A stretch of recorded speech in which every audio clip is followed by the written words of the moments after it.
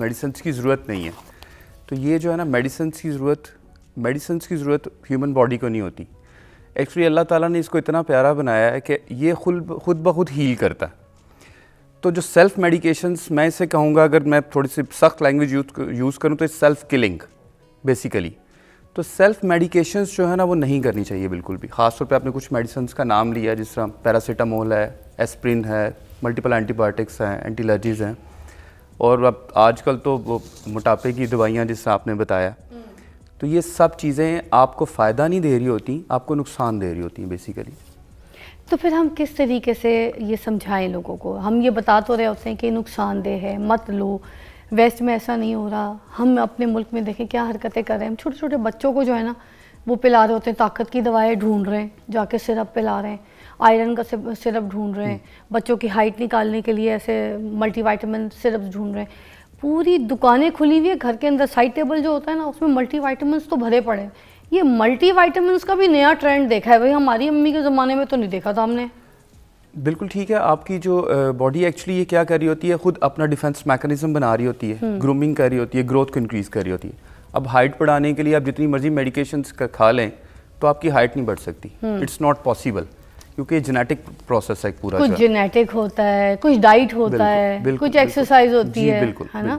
ऐसे अच्छा, एक सॉल्ट है जिसका नाम है डिक्लोफेनिक सोडियम, एक है डिक्लोफेनिक पोटेशियम, ये दो सॉल्ट है।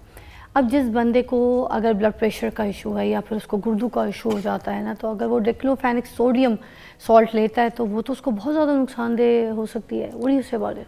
बिल्कुल ठीक आप कह रही हैं, क्योंकि उसमें जो उसको ज़रूरत नहीं है डिक्लोफेनिक सोडियम की, नंबर 1, एक तो उसके लिए मेडिकेशंस कुछ और यूज़ की जाती हैं अगर उसे पेन है तो एक तो वो उसको मज़ीद ख़राब करेगा, क्योंकि ये रीनल से गुर्दों से गुजर के हुए जाना है, तो ऑलरेडी उसका जो है ना अगर मसला है, उसको प्रॉब्लम है, तो उसके लिए और प्रॉब्लम क्रिएट करेगा। मगर डिक्लोफेनिक को तो लोग पेन किलर समझ के खा रहे हैं ना। दे डोंट इवन नो कि वो ब्लड प्रेशर का कितना उनको जो है ना इशू हो जाएगा।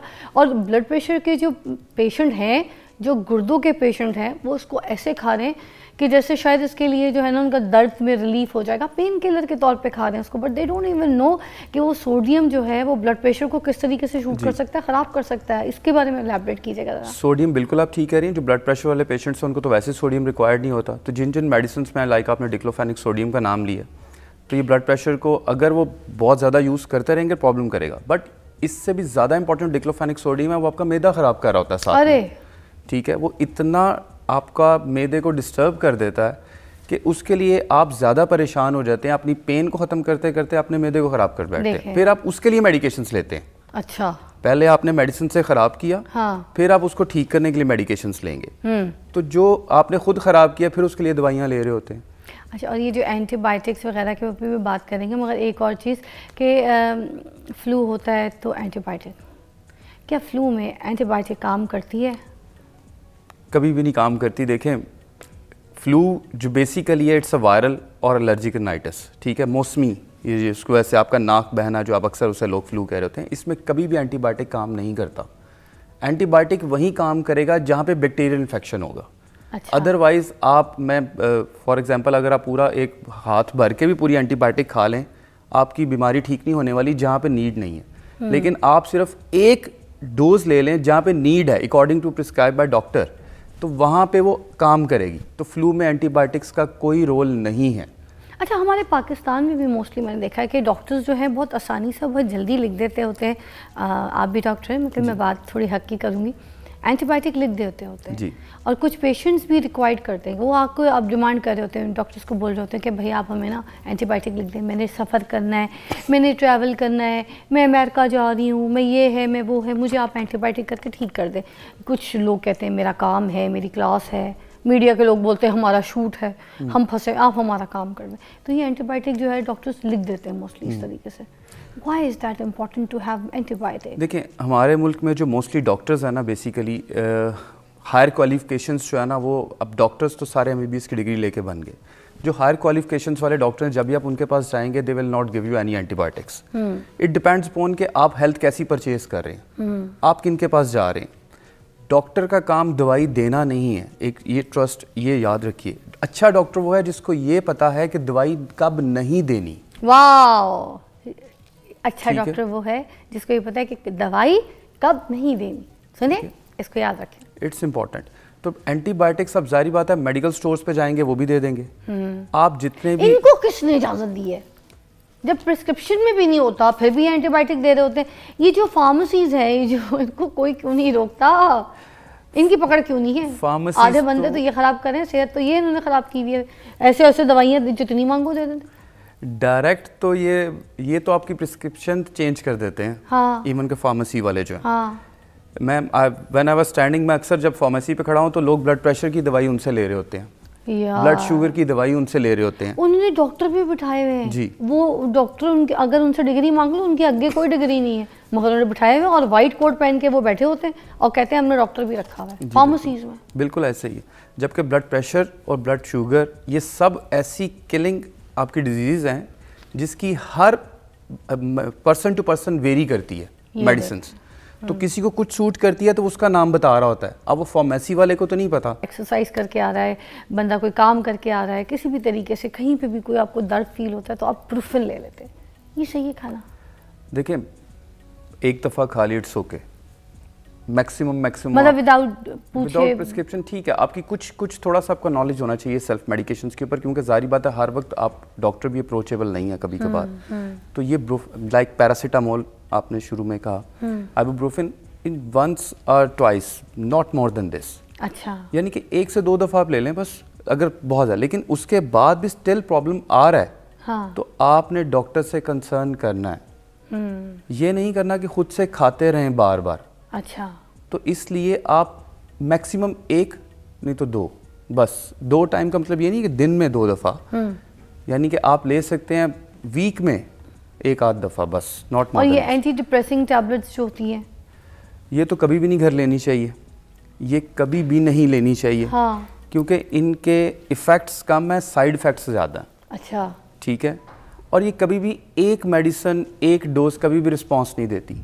یہ آپ کو لانگ ٹرم لینی پڑتی ہے, پھر جا کے اس کا کچھ نہ کچھ رسپانس ہوتا ہے, بٹ اس کے ساتھ لائف موڈیفیکیشن ضروری ہوتی ہے. جب تک سلیپ, جی سلیپ, اپنا ورکنگ آورس کو چینج کرنا پڑے گا, ایکسرسائز کو لے کے آنا پڑے گا, ڈائٹس کو بہتر کرنا پڑے گا. مگر یہ جو نیند نہیں آتی اس کی وجہ سے تو اینٹی ڈپریسنگ پہ جاتے ہیں لوگ. دیکھیں نیند ایک بڑی مزیدار, جب آپ کوئی بھی سلیپنگ پلز لیتے ہیں نا, نیند کی دوائی لیتے ہیں, تو وہ کرتا کیا ہے, وہ کیا کرتا ہے آپ کی نیورونز کو سلاتا ہے. نیورونز کو سلاتا آپ کو نیند نہیں دیتا. اور ایک سلیپنگ پل آپ جب لیتے ہیں تو آپ کو پتا اس کا ٹائم کتنی دیر تک رہتا ہے, اٹس نیئر اباؤٹ 2 days. وہ 2 دن آپ کی نیورونز کو سلا کے رکھتا ہے.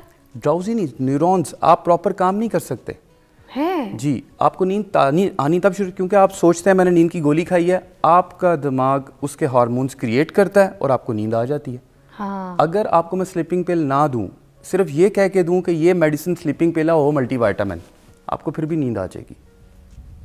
اچھا, کیونکہ آپ کا مائنڈ یہ سوچے گا میں نے نیند کی دوائی کھائی ہے. تو اس لیے وہ آپ کو نیند کے لیے تیار کرے گا, تو آپ کو نیند آنا شروع ہو جائے گی. اچھا, کچھ لوگ جو کھانسی کا سیرپ ہوتا ہے نا اس کو بھی نیند کے لیے استعمال کرتے ہیں, آپ کو پتہ ہے؟ بالکل بالکل بالکل, یہ آپ نے بڑا اچھا پوائنٹ ریز کیا ہے. کھانسی کا سیرپ, الرجی کی دوائی, یہ نیند کے لیے یوز کی جاتی ہے. بالکل کرتے ہیں, بہت سے لوگ کرتے ہیں. بالکل کرتے ہیں. دیکھیں یہ اس کے اوپر پھر ایڈکشن شروع ہو جاتی ہے. جب آپ نیند کی دوائی ایک دفعہ لیتے ہیں بیسیکلی یہ ایڈکٹ کرتا ہے آپ کو آہستہ آہستہ. یہ تو نشہ ہوا نا. بالکل بالکل. شراب پی لیں, یہ کھنگنے کا سیرپ پی لیں, ایک ہی بات ہوتی ہے. جی بڑے لوگ پیتے ہیں اس طرح سے. بہت ساری اس میں جو آپ کے کف سیرپ ہیں اس میں الکوہل انٹری ہوتی ہے. بالکل, اسی وجہ سے یہ نیند کا بھی جھونکا رہتا ہے, جھٹکا رہتا ہے. بالکل رہتا ہے, بالکل رہتا ہے. ہاں. اچھا, ایسپرین جو ہے نا کچھ لوگ پانی میں گھول کے نا 2-3 مرتبہ لے لیتے ہیں, یہ ٹھیک ہے کہ نہیں؟ یہ بھی بڑی عید آئے گی نا, اس کے بعد دیکھیے گا سب نے کہا نا ہم نے بہت زیادہ گوشت کھایا, خون پتلا کرنے والی دوائی ایک کھا لیں.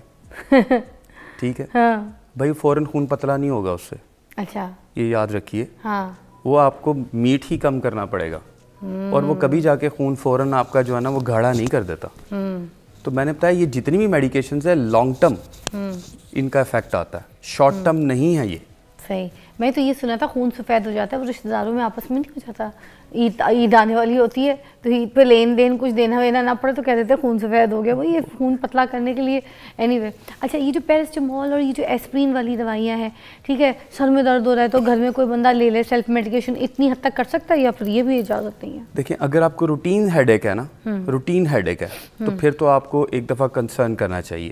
لیکن آپ کو کبھی ان 6 months ایک دفعہ ہیڈ ایک ہو گیا ڈیو ٹو اس سے, تو بیسٹ وے یہ ہے کہ آپ ریسٹ کریں.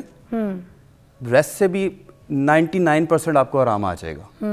لیکن اگر پھر بھی نہیں ہے تو آپ بہت زیادہ اسٹریس, آپ نے کہیں جانا ہے فار ایگزامپل, آپ ریسٹ نہیں کر سکتے, then you can take a single dose